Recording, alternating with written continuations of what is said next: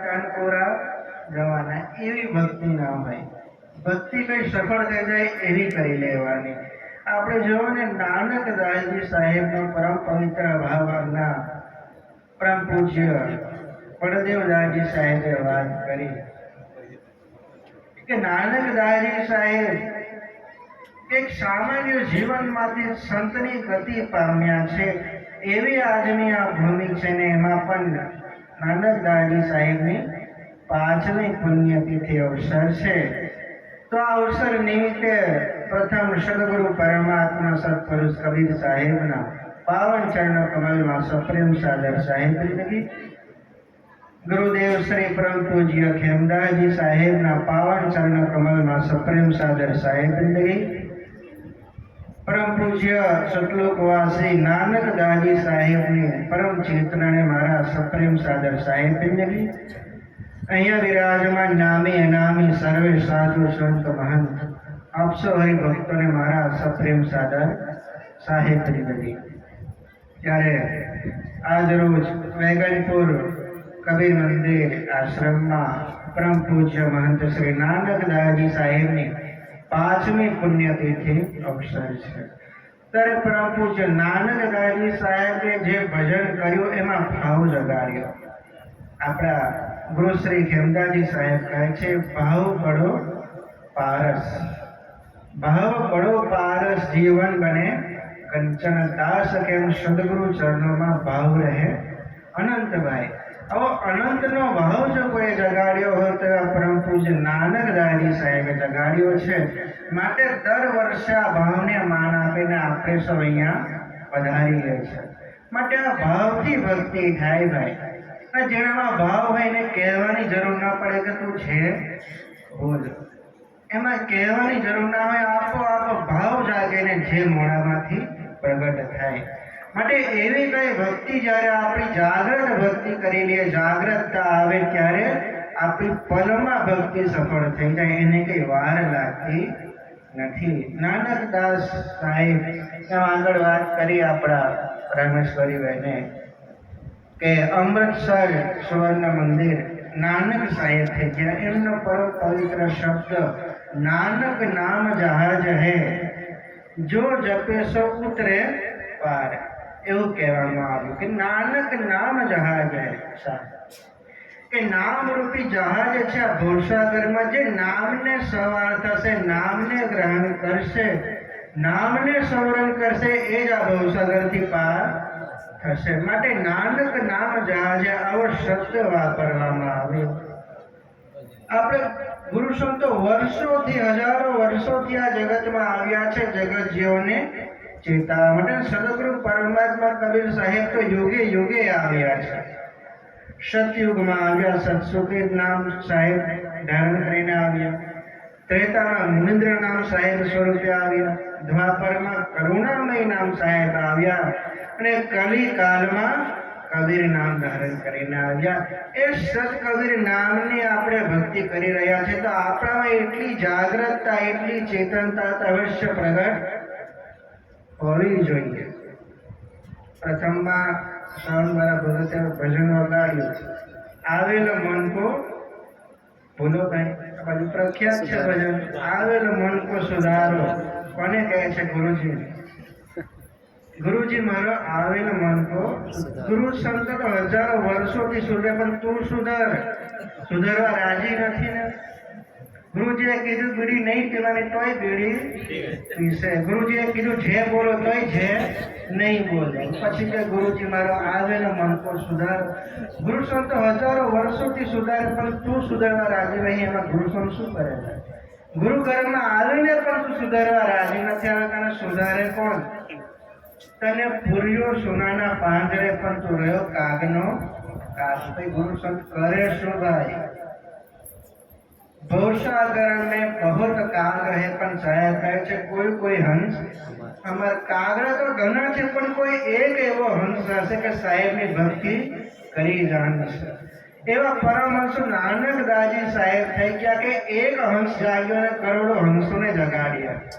માટે અહીંયા વિરાજમાન થયા છે આપણે. એમ નથી થયા. આ કરોડોમાં વિક્રમદાસ સાહેબ થઈ ગયા. તારો કોઈ હંસ જાગશે ને તો કરોડો હંસને જગાડશે, પણ જાગ્રતતા લાવીએ ત્યારે ને ભાઈ એને પાર નથી થવાતું. સાહેબની ભક્તિ તલવાર સમાની કીધી છે. કોઈ તલવારની ધાર ઉપર ચાલે ને એવી આ સાહેબની ભક્તિ છે. બધા ચાલી શકે એમ નથી. આટલી અગાધ ભક્તિ, આટલી અગાધ પ્રેરણા જો આપણને નાનકદાસજી સાહેબે આપી હોય તો આપણામાં જાગ્રતતા અવશ્ય હોવી જોઈએ. એક જેનો પોકારને સદાય જે અવશ્ય બોલવી જોઈએ. આટલો ઊંચો ભાવ ભક્તિનો છે, ગુરુ સંતની પ્રેરણાનો છે. આજે ચેતન, આજે નાનકદાસજી સાહેબ ચેતન સ્વરૂપે છે. કોઈ એવું કહેતું હોય કે નાનકદાસજી સાહેબ સતલોકવાસી થયા. અવશ્ય સતલોકવાસી થયા, પણ ચેતના તો અમર છે ને ભાઈ. જે ચેતના પરમાત્મા પાસે પહોંચી ગઈ એ જ ચેતનાનું સ્વરૂપ આજે પણ અહીંયા બિરાજમાન છે. જાગૃત ચેતના છે. માટે ગુરુ સંતોનું ભજન હોય, ભક્તિ હોય, તપ બળ હોય, એ ક્યારે પણ પૂર્ણ થતું નથી, અનંત થઈ જાય છે. માટે આજે અનંતનો ભાવ અહીંયા પ્રગટ થયો છે. ત્યારે આપણે દર વર્ષે અહીંયા મસ્તક નમાવા, ભજન કીર્તન માટે, ગુરુ સંતોના ગુણ ગાવા માટે અહીંયા બિરાજમાન થઈએ છીએ. માટે સદગુરુ પરમાત્મા સત્પુરુષ કબીર સાહેબની ભક્તિ ખૂબ અગાધ છે ભાઈ. આપણને ભક્તિ મળી આપણું ખૂબ મોટું અહોભાગ્ય છે. બાકી મનુષ્ય અવતારમાં કેટલાકને ભક્તિ પણ મળતી નથી, ભક્તિ પણ મળતી નથી ભાઈ. આપણે હજુ નાની વિચારધારા કે પણ દુનિયા જોવો ભાઈ કેટલે પહોંચી ગઈ છે.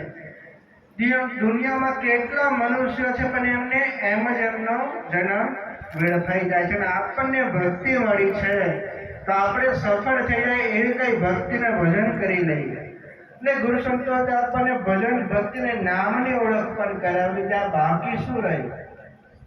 આપણે ભજન કરીએ તારી આત્માને ઓળખ્યા વિના ભવના ફેરા નહીં મળે, 84 પણ નહીં ટળે. આત્માને ઓળખો, પણ આત્માને ઓળખો આપણે કરીએ છીએ શું? ગુરુ સંતો હજારો વર્ષોથી કહેતા આવ્યા છે, આજે પણ ભજનમાં ગાવામાં આવ્યું, પણ આપણે કરીએ છીએ શું? બોલવામાં તો આવે છે કે આત્માને ઓળખ્યા વિના ભવના ફેરા. આજે પ્રયત્ન કોને કર્યા કે મારે મારી આત્માને ઓળખવા છે? કોને પ્રયત્નો કર્યા? કોઈ એક ડગલું પણ ભરવા રાજી નથી. પછી ભક્તિમાં સફળ કેમ ન થવાય? આત્માને ઓળખ્યા વિના ભવના ફેરા નહીં મળે. માટે આત્મ કોણ છે, ક્યાંથી આવ્યો આત્મા, તેનો કરો ને વિચાર. જયરામના સ્વામી સમર્થા ઉતારે ભોપા, આટલો વિચાર પણ કરી લો કે ક્યાંથી આવ્યો છે આત્મા. આપણે શરીર છોડીને જવાનું, ક્યાં જવાના બોલો તો? ક્યાં જઈશું? કોને વિચાર કર્યો ક્યાં જવાના? ક્યાં જવા? કઈ મરઘન જતા રહીશું, મરઘન મારશો? મરઘન ન મરાય, જીવ હત્યા ન થાય, પક્ષોને મારી ન મરાય. જેટલું માન આપણે ગૌને આપીએ છીએ એટલું માન બધા પ્રાણીઓને કેમ નથી આપતા ભાઈ? ગાયને ન મરાય, કુકરાને મરાય એવું કઈ હોતું હોય? ગાયને ન મરાય, બકરાને મરાય એવું હોતું હોય કઈ? જેટલું માન બધાના જીવ આત્મા, બધાના ભીતરમાં પરમાત્મા બિરાજમાન છે, તો જેટલું માન આપણે ગૌ માતાને આપીએ એટલું બીજા પ્રાણીઓને કેમ નથી આપતા? અહિંસા પરમો ધર્મ કીધો છે. માટે અહિંસા પરમો ધર્મ છે, પણ આપણે એને માન આપીએ ત્યારે નહીં. ગુરુ સંતો કરોડો વર્ષોથી કહેતા આવ્યા છે કે જીવ હત્યા કરવી નહીં, પણ આપણે કરીએ છીએ. આપણે ગુરુ સંતોનો માન નથી રાખતા, શબ્દોનો સ્વીકાર નથી કરતા. માટે આ વિસ્તારમાં તો નાનકદાસજી સાહેબે ખૂબ ભક્તોને જાગૃત કર્યા છે. એક કાગ ગતિમાંથી હંસ ગતિ આપી છે. તો હવે માત્ર આપણે જાગૃત થઈને ભક્તિને ભજન અવશ્ય કરી લેવાનું છે. માટે આત્મનો સંદેશ તો આપણા ગુરુજીએ આપ્યો. માત્ર આ જગતમાં ગુરુ સંતની બલિહારી છે કે જીવોને પરમ કલ્યાણકારી ગતિ આપતા હોય છે, નામનો ઉપદેશ આપતા હોય છે. બલિહારી કોની છે આ જગતમાં? માત્ર ગુરુ સંતની. આપણી કોની બલિહારી છે? આપણી કેટલી બલિહારી? એક ગુરુ સંત કરોડો જીવાત્માને તારી દે છે, પોતાનું આખું જીવન હંસોને તારવા માટે અર્પિત કરે છે. એવા ગુરુ સંતની બલિહારી છે. આપણે કોઈ બલિહારી નથી ભાઈ. માટે કીધું કે સાહેબ કો સેવક ગને, પણ હમકો સાહેબ. એક ગુરુ સંત કરોડો જીવાત્માને તારી દે છે ભાઈ. આટલી મોટી અવસ્થા ગુરુ સંતની છે, માટે ગુરુ સંત એવા નાનકદાસજી સાહેબ થઈ ગયા ભાઈ કે આપણને જગાડ્યા છે, જાગ્રત બોધ આપ્યો છે, તો આપણે જાગીને ભક્તિ અવશ્ય કરી લે. ગુરુ સંતનો એક વચન પણ જો આપણે એક વચન જો જીવનમાં ઉતરી જાય તો બી આપણો બેડો અવશ્ય પાર થઈ જાય. ત્યારે પરમ પૂજ્ય નાનકદાસજી સાહેબને તો જેટલી વાર ધન્યવાદ કરીએ એટલા ઓછા પડી જાય, એવું એમનું પરમ પવિત્ર હૃદય ભાવ આજે પણ મનહરદાસજી સાહેબ માનકિશોર મનહરદાસજી સાહેબના હૃદયમાં પ્રગટ થયો છે. ત્યારે ખૂબ પ્રેમ અને નેમી છે, સેવા ભાવી છે, તો આપણે એમને અવશ્ય સાથ અને સહકાર આપીએ. આપણા ગુરુ દરબાર માજલપુર કબીર મંદિરનું નવનિર્માણ થઈ ગયું છે. માત્ર 5% કાર્ય બાકી છે, એમાં વધારે કાર્ય નથી. માત્ર મંદિરનો મુખ્ય ગેટ બાકી છે ને કલર કામ બાકી છે, પણ થોડું પથ્થરનું કામ બાકી છે. બસ એ આપણે આ 3 થી 4 મહિનામાં પરિપૂર્ણ થઈ જાય. આ વર્ષના એન્ડિંગમાં માગશર મહિનામાં આપણા માંજલપુર કબીર મંદિરનું ઉદ્ઘાટન અવશ્ય થશે. એની સાથે આ વેગનપુર કબીર મંદિર આવી ગયા, વેગનપુર કબીર મંદિર, એની સાથે ખરોડ આત્મકલ્યાણ કબીર મંદિર. આવી રીતે આપણા ગુરુગાદી સાથે મુખ્ય 5 મંદિરોનું ઉદ્ઘાટન પર્વ ઉજવાશે. તો એના માટે આપણે 5000 સ્વયંસેવકની જરૂર છે. માટે આ વિસ્તારમાં વેગનપુર છે, ખરોડ છે, પંચમહાલ છે, આમાંથી આપણી ગુરુગાદીના સાથે જે પણ હરિભક્તો જોડાયા છે એ તમામને વિનંતી છે કે આપણે 5000 સ્વયંસેવક તૈયાર કરવા છે. તો આ ડિસ્ટ્રિક્ટમાંથી આપણે ઓછામાં ઓછા 2000 સ્વયંસેવકની જરૂર પડશે. જાડેવ ડિસ્ટ્રિક્ટમાં આપણે આ મીટિંગ ભાવ કરવાના છે. આ વિસ્તારમાં પણ આપણે વર્ષા બાબતે મીટિંગ લઈશું. આપણે 2000 ઓછામાં ઓછા સ્વયંસેવકની જરૂર છે. માટે યુવાન વર્ગ છે, યુવાન ભક્તો છે, એમની ખાસ જરૂર છે. સાથે બહેનો ભક્તો છે, તો એ પણ સેવા કાર્યમાં આપણું યોગદાન અવશ્ય આપી શકે. હમણાં શરૂઆતમાં કીધું ને કે દાસા કણ કી અધિક મહિમા સેવા કુલ મેં. ભાઈ દાસા કણ પ્રગટ કરીને આપણે સેવા અવશ્ય કરી લેવાની છે. માટે આપ સૌ હરિભક્તોને વિનંતી છે કે આપણે 2000 સ્વયંસેવકની જરૂર છે. તો એ માટે નામ લિસ્ટ તૈયાર કરો. આપણા મનહરદાસજી સાહેબ છે, ચરણદાસજી સાહેબ છે, એમને અર્પણ કરો.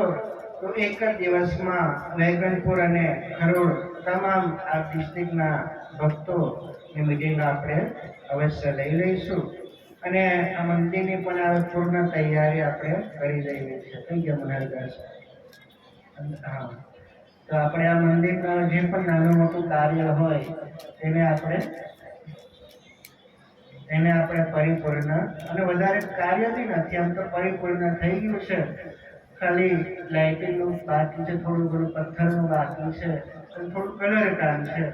આવી રીતે નાનું મોટું જે કાર્ય હોય આપણે પરિપૂર્ણ અવશ્ય કરી લઈએ ચોમાસા પહેલા. એની પછી આપણે હમણાંથી ઉદ્ઘાટન કરવાની પણ તૈયારી ચાલુ કરી દઈએ. ભક્તોને જાગૃત અવશ્ય કરીએ, આ બાબતે મીટિંગ કરીએ. કારણ કે અહીંયા જ્યારે ઉદ્ઘાટન પર્વ ઉજવાશે તો કાશી લહેરાતી હજુર સંતો મહાપુરુષો પણ પધારશે. તો એમના માટે જુલુસ યાત્રા, શોભાયાત્રા પણ કાઢવામાં આવશે. તો એ બાબતે આપણે કેવી વ્યવસ્થા કરવી છે, ભોજન પ્રસાદની વ્યવસ્થા, ગુરુ સંતોના રહેવાની વ્યવસ્થા, એ બધી તમામ યોજના હમણાંથી આપણે તૈયારી રાખવી પડશે. ત્યારે આપણો મહોત્સવ ખૂબ સુંદર અને સારો થશે. તો એ બાબતે આપણે જાગૃત અવશ્ય થઈએ અને એકતા રાખવામાં.